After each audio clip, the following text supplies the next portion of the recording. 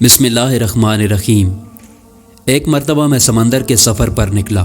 مسافروں کی کل تعداد 30 تھی اور ہم سب ایک کشتی پر سوار تھے۔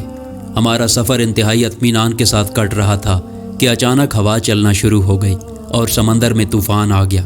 اس شدید ہوا اور طوفانی لہروں کے باعث ہماری کشتی اور سمندر میں موجود دیگر کشتیاں ڈولنے لگیں۔ کشتی کے مسافر اس صورتحال سے پریشان ہو گئے اور ہر کوئی اپنے اپنے خداؤں کو پکارنے لگا، کیونکہ کسی کو کچھ سمجھ میں نہیں آ رہا تھا کہ کیا کرے۔ سمندر سے اٹھنے والی لہریں ایک سمت کے بجائے ہر طرف سے کشتی کو اپنی لپیٹ میں لے رہی تھیں۔ تھک ہار کر ملاح نے بھی چپو چھوڑ دیے اور ایک طرف بیٹھ گیا۔ اب ہم میں سے ہر کسی کو یہ یقین ہو چلا تھا کہ موت یقینی ہے۔ سورج غروب ہونے کو تھا اور اس کی روشنی آہستہ آہستہ ختم ہو رہی تھی۔ شام کا اندھیرا اور منزل کا کوئی پتہ نہیں۔ یہ بھی خبر نہ تھی کہ کشتی کس سمت جا رہی ہے اور سمندر کی لہریں اب کب تک کشتی کو سلامت رہنے دیں گی۔ اس خوف و ہراس کی حالت میں رات گزر گئی اور صبح کی ہلکی ہلکی روشنی پھیلنے سے ہر طرف اجالا ہی اجالا ہو گیا۔ کشتی کے رات بھر ہچکولے کھانے کے بعد کسی کو کچھ خبر نہ تھی کہ ہم کہاں پہنچ گئے ہیں۔ پھر اگلا دن بھی اسی کیفیت میں گزرا اور اسی طرح رات کے بعد دن اور دن کے بعد رات آتی گئی اور ہماری کشتی کو سمندر میں پھنسے ہوئے پورے 30 دن گزر گئے۔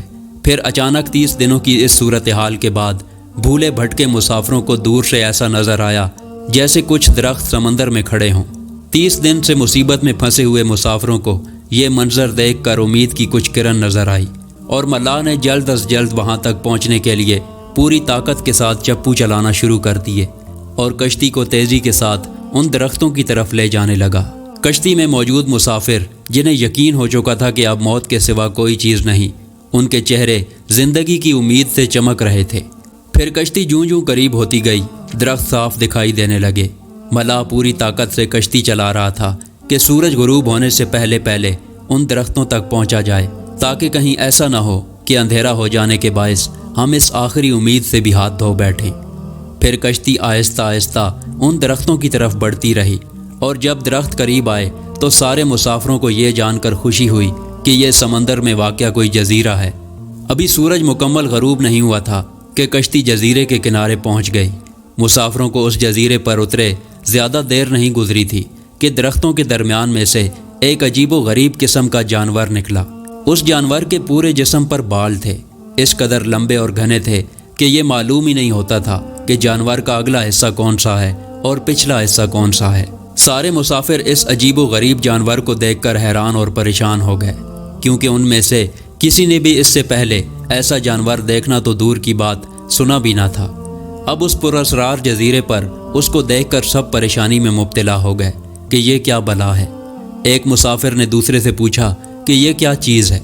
جانور نے مسافر کی یہ بات سن لی اور مسافر کے جواب سے پہلے وہ جانور خود بولا کہ میں جاسوس ہوں۔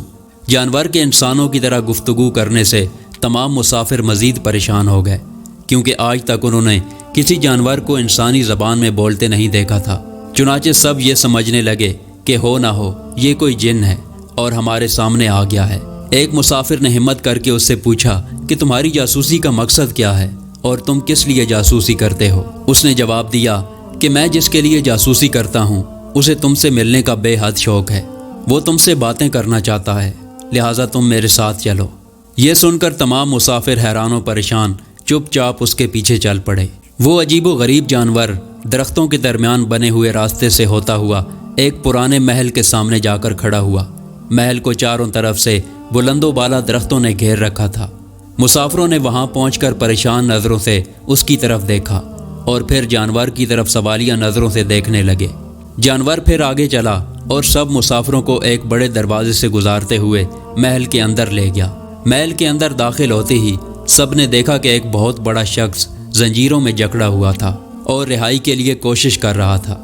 ہم نے اس سے پہلے اتنے بڑے قدآور، اتنے زیادہ رعب والا شخص کبھی نہیں دیکھا تھا۔ ایک مسافر نے ہمت کر کے پوچھا کہ تم کون ہو؟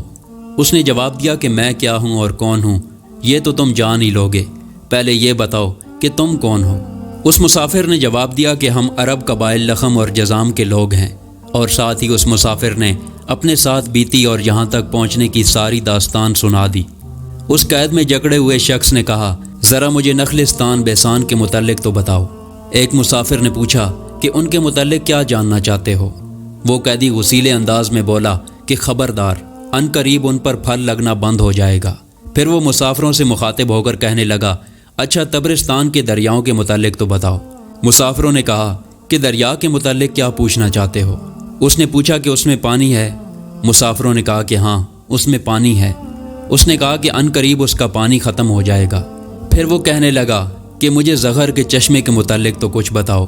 مسافروں نے پوچھا کہ کیا پوچھنا چاہتے ہو؟ اس نے کہا کہ یہی کہ اس چشمے میں پانی ہے کہ نہیں، اور اگر وہاں پانی ہے تو پھر وہاں کے لوگ چشمے کے پانی سے کھیتی باڑی کرتے ہیں یا نہیں۔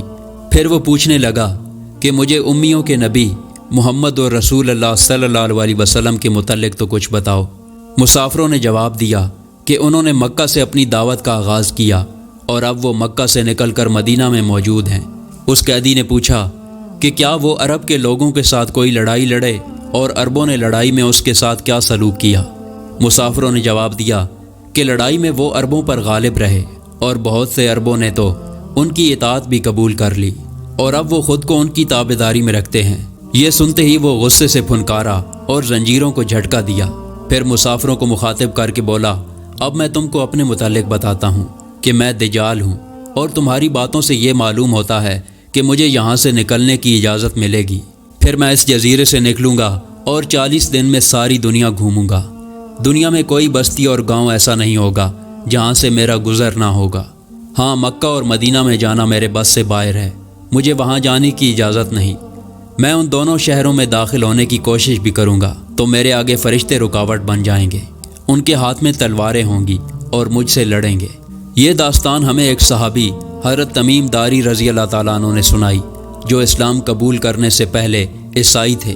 یہ عجیب و غریب واقعہ دیکھنے کے بعد آپ صلی اللہ علیہ وسلم کی خدمت میں حاضر ہو کر مسلمان ہو گئے۔ سبحان اللہ۔